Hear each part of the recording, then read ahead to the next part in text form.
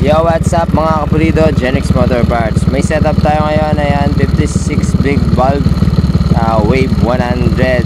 So abangan po natin kasi may problema rin daw pala to. Intro. Sorry, it's DJ.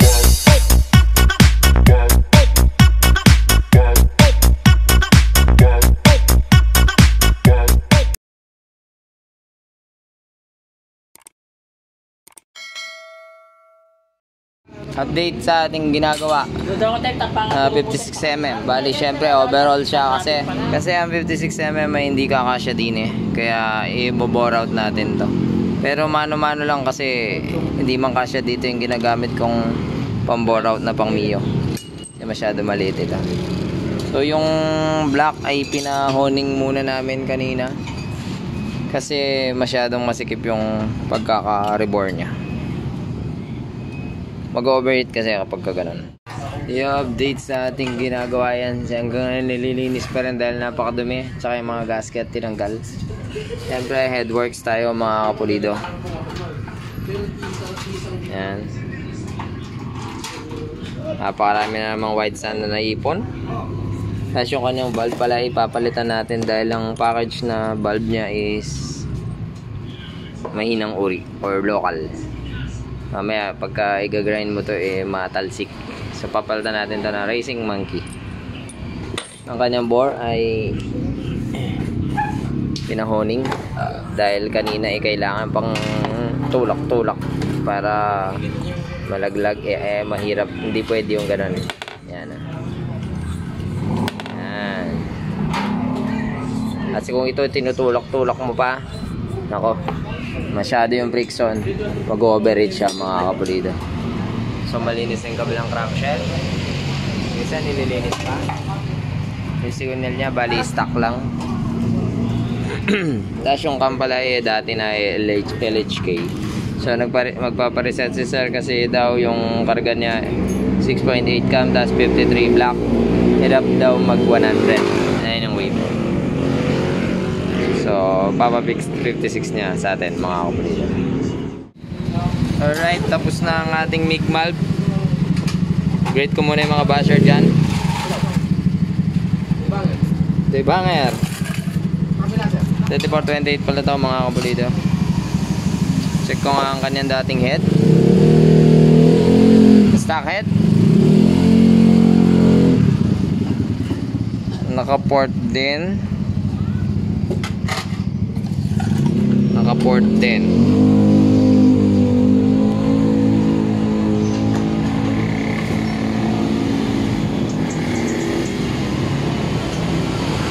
Flash.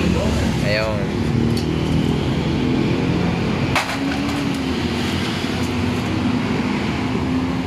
Tapos bali ano pala, sila na lang daw magtatono ng 28mm. I-build lang namin tong makina niya. So mamaya ano natin to, bore out natin, pero mano-mano lang mga kapulido. I-update mga kapulido. Bali ang kanyang valvula ipapalitan natin ng branded compare sa nakalagay sa kanya. So sa bigat pa lang lamang yung racing 24 grams 21 grams intake. Exhaust lighten 17, exhaust ordinary 19. Tapos iba ang lighten valve, may advantage siya kasi mas matigas ang pagkabakal niya, tapos mas manipis siya din Ayan. Compare dito. So nadadagdagan pa yung hangin na makakapasok. Tapos mas matigas ang branded. Papakita ko sa inyo sa pamamagitan ng pag-grind sa kanila. Tingnan nyo ang ordinary. Pag malambot ang valvula, malakas yan tumalsik. Tingnan yung branded. Diba? So yun po yung dahilan kaya papalitan ko to. Mahirap na baka mamaya magkano lang yung idadagdag mo para sa branded na valve, nabali sa loob, patay tayo dyan. So i-head tapos na siyang ang tawag nito, mga port, headworks naman, paglalagay ng mga valves. Tapos syempre yung piston, check pa natin kung okay yung pakat. Tapos yung valve spring. Yan. So kakalasin muna yung stock head. Yung update mga kapulido. May sumurprise sa amin na nabuksan na namin dahil lang sa usapan namin ni Sir is LHK cam kasi talaga gamit ko. Tapos yun na rin ang ilalagay. So pagkabukas namin, surprise! Ang problema ngayon wala akong cam na naka-standby dito. Tapos siyempre ang LHK orderin pa sa Salamat Shopee. Kaya hindi pwedeng makakuha ngayon. So ang mangyayari ito na lang din muna ang ilalagay natin as per customer request. Hindi mo pwedeng tutulan yon dahil sila ang gumagastos dyan. Tapos isi-settings ko na lang siya na pag magpapalit sila is magpa-plug and play. Napakatigas. 3.0 mm. Kaya na-stress masyado sila. Kaya sila bumigay. Kaya masamang na-stress mga kapulido. Hindi ka ba stress? So yan. Intake and exhaust, kamot inside. So babaltan natin siya ng valve spring na 2.8, mas malambot. Tapos di pala sila nagtabas din kaya tatabasan ko na rin to. So kapag kadating nung bago nilang cam, pwede na nilang i-plug and play lang. Yun, update lang mga kapulido. So bubuin na natin to. Tapos syempre sila na yung bahalang magpalit kapag dumating yun. Taga Pangasinan pa kasi sila At least plug and play na lang. Tapos tono-tono na lang sa carb. Wala rin naman ng 28mm ngayon. Kaya talagang sa kanila ang desisyon. Ito pala yung mamano-mano bore out na natin siya mga kapulido. Okay. Update dito nga pala tayo sa medyo mabigat-bigat na senaryo din sa weight. Yung 56mm kasi hindi naman kakasya dito, so hindi siya pwedeng i-plug and play. Kasi mas malaki siya. Ayan. Hindi po yung kakasya, so wawalwalin talaga. So mano-mano walwal natin to mga kapulido. Ayan o. So bangga. Yun, so bore out muna natin to.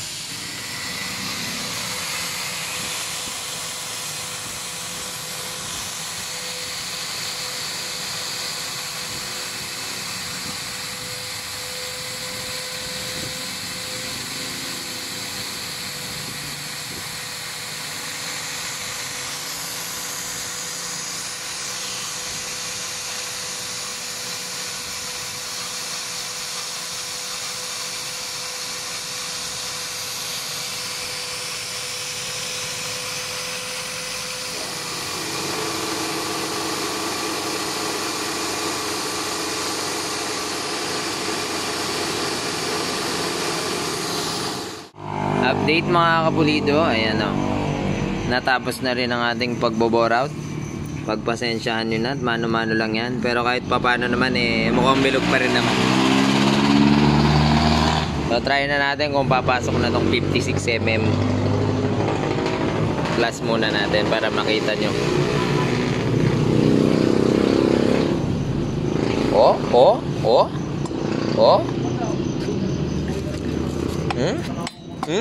Kapulido na soy. Ayos na. Ayos na rin yung headworks. So pwede na natin buuin to mga update, ready to plug in na mga kapulido. So yan, siyempre dapat make sure na okay lahat bago isara para isahan bukas lang mga kapulido. So pwede na natin ilagay yan. Yan, bagong gasket na siyempre. Salpak na natin yan. Yung update mga kapulido sa ating ginagawa. Umamin si sir, may ginawa daw sila sa gasket dahil dito bumobomba dati ng langis. Kaya pala nahukayan din siya ng rocker arm. So ang kanyang gasket ay ito yung nakalagay. Pagkabukas namin, so ganyan siya. Pinagawa. Yan. Ginunting nung gumawa. Kala ko ikaw gumunting. So ang iisipin ng mga kapulido, yung gasket daw dati kasi is mali. Ngayon, ang butas lang is 1, 2, 3, yun lang. So ang ginawa daw nung gumawa, ginupit niya dine at saka dine para magbukas. Laki nga, no?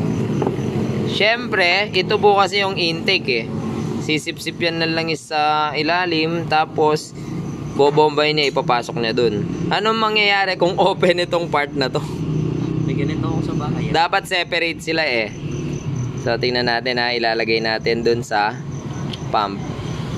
So tatanggalin ko na to at gasket maker na lang gagamitin namin. Mas sigurado pa yung mga kapulido. Yan. Yan. So instead kasi na yung isinipsip niyang langis, ibabato niya sa kabila. Ang mangyayari is, siyempre, may papel, may gap sila niyan. Makakadaan yung langis pabalik. Dapat, yung sinipsip niyang langis, isibubugan niya palabas doon, buo. Yan nga, ang problema, dahil open lahat yan, hindi rin siya makakabomba ng maayos. So, ang lalagay ko na lang is gasket maker. Mas sure pa yan mga kapulido kasi lahat may gasket. Kumpara lang sa butas. Kabilaan yan. Para sa Mio, ganyan din. Ayan, simple tips lang mga kapulido. Buti sinilip na rin yung pump. Kung hindi, maghuhukay na naman. UK. I-update mga kapulido. Wave 100 setup. Bale, ito na. Preparado na siya, buo na. Sa valve packet pala niya, nagbago tayo. Piston ring, nakalagay na.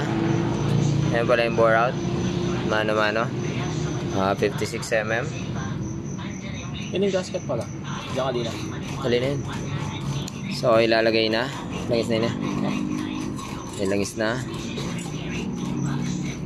So, yung angle kasi ng valve packet is medyo match naman. Pero konting-konti lang yung problema doon sa angle. So medyo nakayuko yung piston. So pinantay ko na lang yung pagkakapaket. Ay, ingay mo. Tapos yung size ng packet medyo sasabit yung valvula natin. Kaya nilakihan ko yung packet. Tapos sa kanyang valve nag-lighten valve tayo. Lighten na nilighten pa para sure na walang sabit. Long life. Tapos nag-asinta tayo kasi iba tong valve na package compared dun sa package. Kaya medyo may singaw siya. Sa kanyang valve spring pang Mio 5 turns 2.8. Tapos retainer pang Mio. Kasi yung stock maliit. Yan. So, binubuo na mga kapulido. Update. Pwede na nating ilagay mga kapulido ang kanyang cylinder head.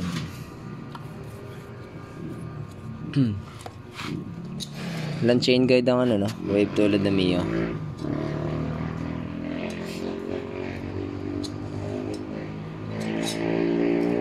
Hinihikab na. Naantok na. Time check 1:35. Mas matrabaho talaga yung mga wave de cambio kesa sa kesa sa Mio.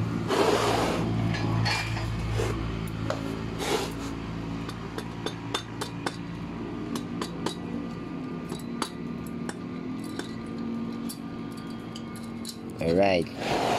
So sa timing, yung timing na ilalagay natin is standard lang din. Date, buo na mga kapulido. Dahil sa lalagay na siya doon. Valve clearance natin is 8.8. Stock timing.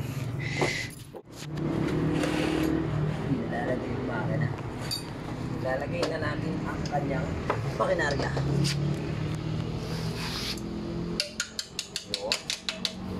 Ano? Ay, ito. Sige. Hindi 14.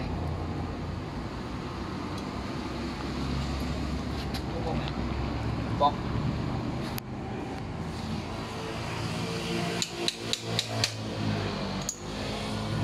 Sa dine. Alright. Okay na. Flat washer bago lock washer. Temporary ang kanyang carburation dati pa rin pero napapalitan nila ng ano to.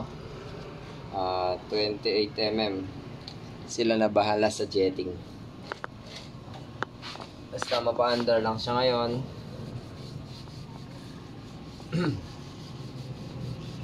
Papalitan din agad ng carb. Saka yung manifold niya gagamitin dito is pang Mio.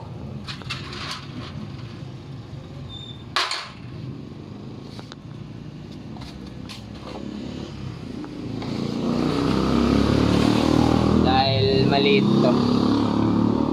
25mm ang intake port niya. So yung pang Mio is mas malaki.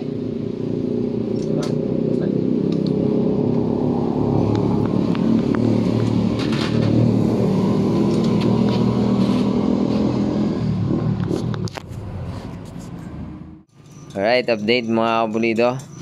Nasarado na natin. Nailagay na rin yung pipe. So nilalagay na rin ni Tantan yung ano. Try na natin i-first start to mga kapulido. Time check. Time check. 240. Mas matrabaho kasi talaga. So start na natin to mga kapulido. At ang problema daw, din daw pala nito noon nung nakatatlong cam daw pala sila dito. Laging nahuhukay. Isang problema rin pala, nakita rin pala nila sir nung ano, nung unang gumawa hindi daw tumatalsik yung langis dito. As in wala.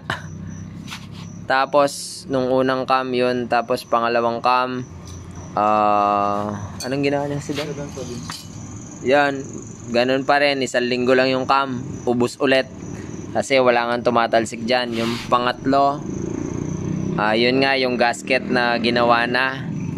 May tumatalsik na kaso dito lang daw sa baba, pero dito sa taas hindi to daw tumatalsik. So medyo nagtagal ng konti yung cam. So ngayon sinabi ko sa kanila kasi hindi pwedeng walang tatalsik dyan. Kung dun lang siya sa baba tumatalsik, sa taas wala, hindi pwede yun. Kasi mauubos pa rin yung cam. So yun yung nangyari dun sa cam niya mga kapulido. So start na natin to, tapos abang muna ng langis. Ano pa? Game. Tingnan nyo naman oh. Sana all. Sana all. Oh. Suwabe no? So start na natin yan mga kapulido.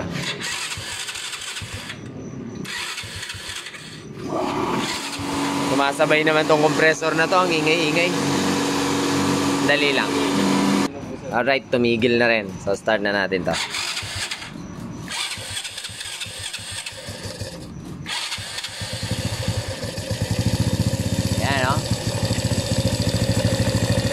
Wala yata ang lumalayo, no? Ayan, no? Ayan, no? Dumudura na mga kapulido. Napaka, ano niya, di ba? Napaka-bastos niya. So, ayan po, dapat po may tatalsik dyan. Yan. O, tumahimik na, o. Nung umikot na yung langis. So, dapat ganun. Pero kung kami lang kasi, halimbawa, ako yung bumanat dito noon pa. Hindi ko hayaan walang tatalsik dyan at i-release ko sa customer. Dapat may tatalsik dyan. Yan. So for braking to mga pulido, yung jetting is yun pa rin. Sila na lang magkaano kasi mag 28mm pa sila. Takpan na natin yan bago pa matalsikan ng maraming langis. Ayan o. Yan, dapat. Yo, update mga kapulido. Lasong lang camera. Labo eh. Napakagwapo nga naman talaga ng speed meter niya. So ang problema niya ng dati is Hirap daw mag 100 sa set niya. Mas mabilis pa daw yung stock. Kaya pala, hindi maayos yung buga ng langis. Kaya syempre manlalatayin sa dulo kasi mag-overheat. Galing oh, may temperature. Pero palagay ko ito yung temperature para sa surrounding, hindi sa makina. Kasi wala naman sa sensor papunta sa makina. So break in to kasi masyadong masikip yung block niya kanina. So pinahoning namin. Medyo magaspang yun pa yung honing kaya mahaba-habang break-inan pa to mga kapulido. So ite-test drive lang natin siya ng minor. Tsaka isang kamay lang, lalo manual, mahirap. So ang problema niya, hirap daw siyang mag 100.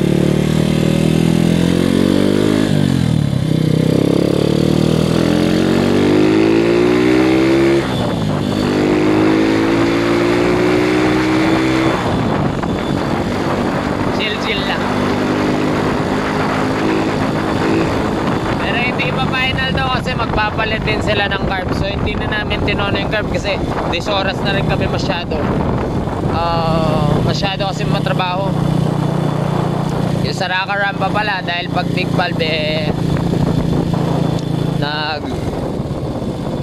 kailangan pa ng washer yun, umaalog siya pa side. Tulad nung una kong vlog na may binig valve tayong XRM.